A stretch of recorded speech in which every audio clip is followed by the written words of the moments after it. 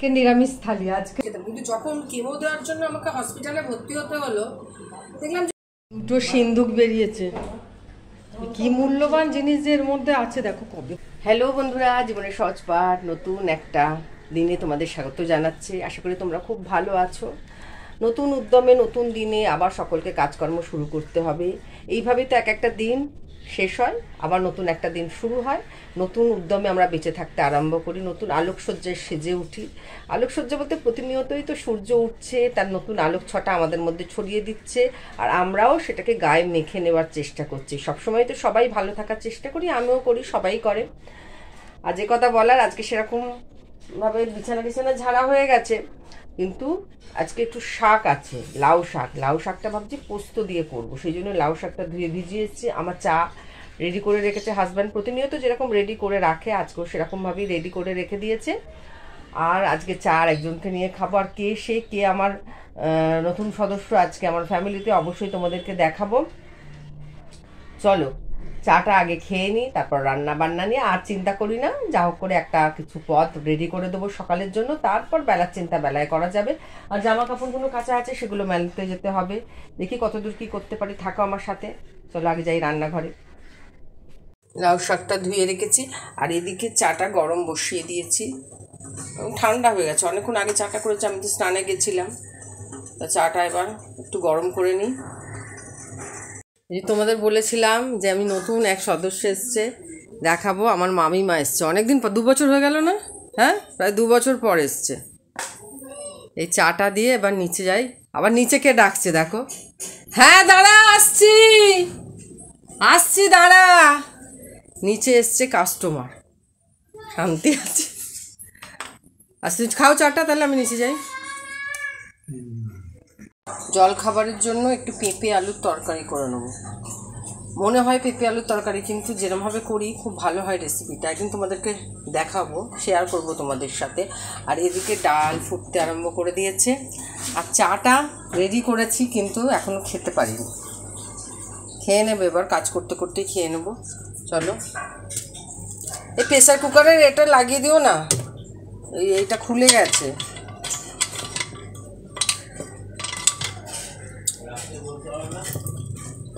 রাত্রিবেলার মনে থাকেনি। ঠিক আছে, এবার রান্নাগুলো করতে থাকি। চাটা নিয়েছি, এবার খেয়ে নিই। ওদিকে প্রেসারে বসিয়ে দিয়েছি পেঁপে আলুটা, সেদ্ধ করে নিয়েই করি। সকালবেলা না সেভাবে বসে আড্ডা দিয়ে চা খাওয়া হয় না, বিকেলবেলায় একমাত্র হয়। তবে বিকেলবেলা ওই সময়টা আমি দোকানে থাকি, বোন দোকানে গিয়ে চাটা দিয়ে আসে। আর বিকেলে দোকানে আড্ডা মেরে কীভাবে চা খাওয়া হয়, ছোটো কাকা থাকে, আমি থাকি, একার সময় অন্য একজন কেউ হয়তো এসে গেল, তো এরমভাবেই চাটা খাওয়া হয়। মা এখানে এসেই খায় বিকেলে চাটা। তোমরা তো জানো, যারা আমার পুরনো বন্ধুর দোকানে আমরা কীভাবে মানে সন্ধ্যা থেকে রাতটা কাটিয়ে দিই, সেই সময়টা না খুব ভালো কাটেন। কিন্তু দোকানে যাওয়ার আগের মুহূর্তটা মানে মনে হয় এই যাবো, এই যাচ্ছি, আসলে তখন একটুখানি ক্লান্ত হয়ে যায়। কিন্তু যখন চলে যায় তখন নতুন উদ্যমে কাজ শুরু করে দিই। তাই চাটা খেয়ে নিই।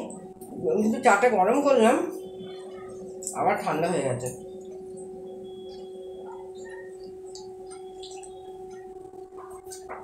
এক কাপ চা খাস্তা লেরোই, সকালটা শুরু। সেই লেরো বিস্কুট আর দেখতেই পাই না, কতদিন খাইনি লেরো বিস্কুট। দেখি একদিন বেকারিতে গিয়ে দেখতে হবে লেরো বিস্কুট আছে কিনা। প্যাটিস, লেরো বিস্কুট, এগুলো দিয়ে চা খাওয়ার মজাই আলাদা ছিল। আগে দুধ চা ওই মা খাওয়ার পর একটু রাখতো, তার সাথে প্যাটিস দিয়ে, ও কি অপূর্ব স্বাদ তার। এখন শরীর, আধুনিকতা, সব কিছু এসে গেছে সামনে, এখন অনেক পাল্টে গেছি আমরা। চলো পরে বসে কথা বলবো।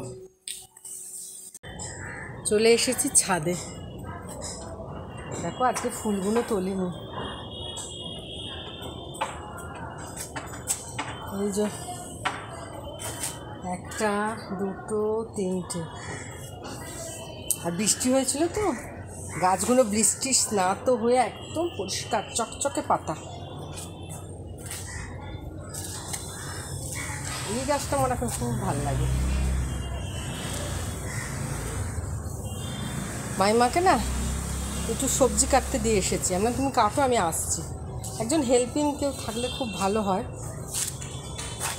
সবসময় তো পাওয়া যায় না। এগুলো আবদারের কাজ। মাইমা অনেক দিন পরে এসেছে, ভালো লাগছে। চলো, বালতিটা এনে রেখেছি। 2 দিন পরে রোদ উঠলো। কালকে উঠেছিল সকালের দিকে, কিন্তু ভয়েতে মেলিনি, আবার কখন বৃষ্টি এসে যাবে সেই জন্য। আর এদিকে এইটা কি ফুল আমি ঠিক জানি না,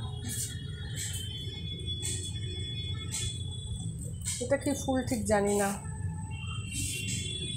আর এই গাছটা তো তোমাদের আগেই দেখিয়েছিলাম, এই যে এই গাছ আগেই দেখিয়েছিলাম।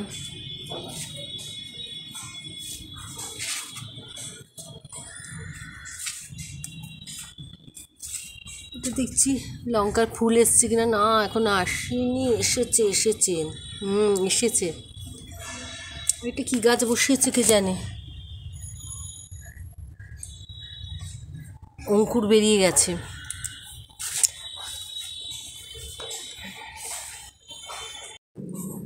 আমি আপন করিয়া চাহিনি, তবু তুমি তো আপন হয়েছ। জীবনের পথে ডাকিনি তোমায় সাথে সাথে, তবু রয়েছ। আমি আপন করিয়া চাহিনি। গানটা না খুব প্রিয় একটা গান, ইচ্ছা হলো তাই গাইলাম। আর এই আকাশ, এই রৌদ্রোজ্জ্বল একটা দিন মনে এরকম গানের সুরই জাগিয়ে তোলে।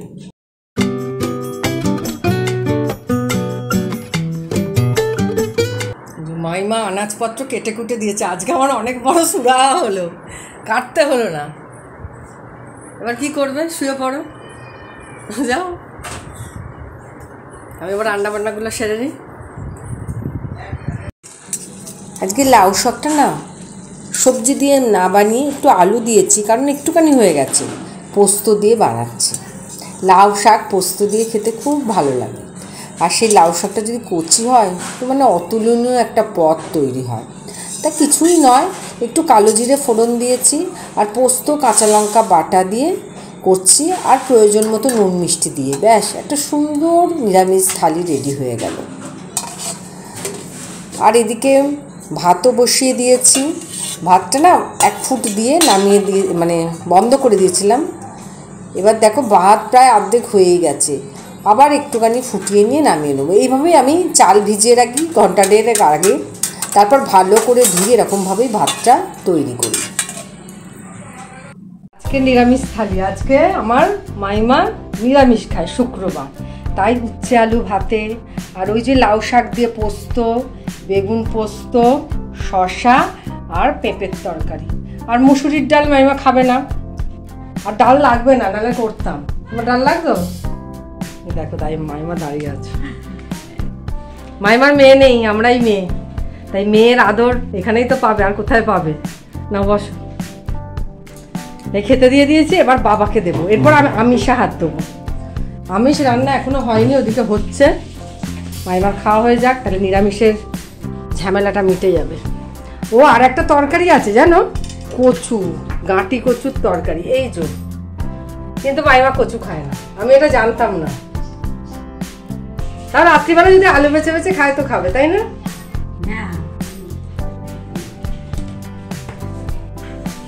নিরামিষ কিন্তু খুব ভালো খাওয়া যায়। যাই হোক, তুমি খাও। দেখো খাওয়া দাওয়া পুরো কমপ্লিট হয়ে গেছে আমাদেরও। আর না এখানে একটু চিকেন ছিল, অল্প সামান্য চিকেন ছিল, সেই চিকেনটাকে একটু স্টু টাইপের করে রেখেছি, ঠিক কষিয়ে রান্না করিনি। এটা ছেলের জন্য, হাজব্যান্ডও খাবে। আমার না এখন চিকেন মিকেন অত বেশি ভালো লাগে না। যেমন খেলাম, 1 পিস আলু নিয়েছি আর একটা ছোট্ট মাংস নিয়েছি, এটাও আস্তে আস্তে ছেড়ে দেবো।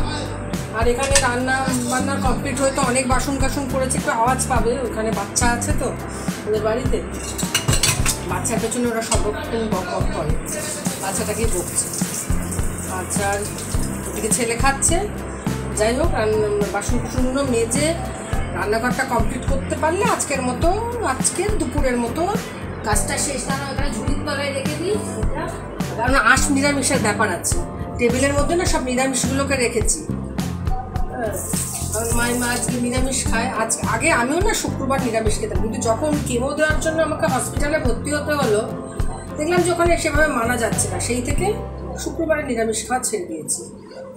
মঙ্গলবার খাই, তাও সময় বিশেষে হয় না। আসলে মনের কাছে সব কিছু নিরামিষ আমিষটা কোনো ফ্যাক্টর নয়। রুচিশীল সংস্কার সবসময় মনের মধ্যে থাকলেই হলো। আমি নিরামিষ খাই আর কোনো সংস্কারই আমার মধ্যে নেই, সেই দিয়ে আর কিছু হয় না।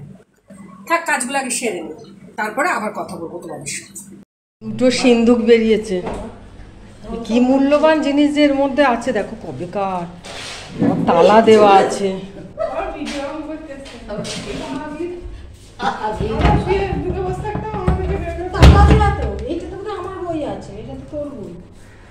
মূল্যবান জিনিসই তো আছে, এই মূল্যবান জিনিসের একই তো এখন তো দিচ্ছি। কত মূল্যবান জিনিস, এই জিনিসগুলোর পেছনে কত পরিশ্রম, কত পয়সা, কত সময়, কত লক্ষ্যকে সামনে নিয়ে এগুলো সেই সময় এগুলো হাতে তুলে ধরেছিলাম।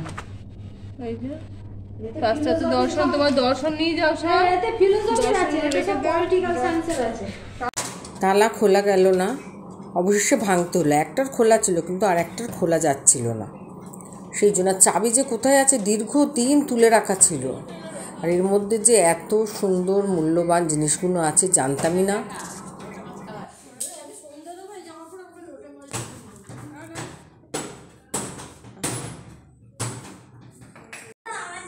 যাই হোক, এখন বাজে 3টে কোথায়, 4টে বাজে, 4টে 5, আমরা আধ ঘন্টা আগে চলো রেডি বলো তো। আর ওদিকে মাম্মাম রেডি হয়ে গেছে, মাম্মাম যাবে কোথায়, যাবে মাম্মাম? যাবে, আমি যাবো দোকান। আর দাঁড়া করছি। তা যাই হোক, আজকে মোটামুটি আর এরপর তো একই রুটিন, দোকানে যাবো, দোকানদারি করবো, আবার রাত্রিবেলা আসবো, খাওয়া দাওয়া করবো, এই একই রুটিন দিতে থাকবে। তাই আজকের ভিডিওটা এখানেই শেষ করলাম। প্রত্যেকে খুব খুব ভালো থেকো। আর নতুন আর একটা দিন আসবে, আর নতুন আর একটা দিনে অনেক কিছু আছে, সেগুলো পরবর্তী ভিডিওতে দেখতে পাবে। আর অবশ্যই দেখো ভিডিওগুলো, আর কেমন লাগছে সেটা অবশ্যই কমেন্টের মধ্যে জানিও। আজকের মতো তাহলে টাটা, সবাই ভালো থেকো, সবাই সুস্থ থেকো। কালকে সকাল থেকে সবাই চলে আসবে, একটা প্রোগ্রাম আছে কিন্তু। কি প্রোগ্রাম? ওই আসছে, এই বলে দিল, দেখলে?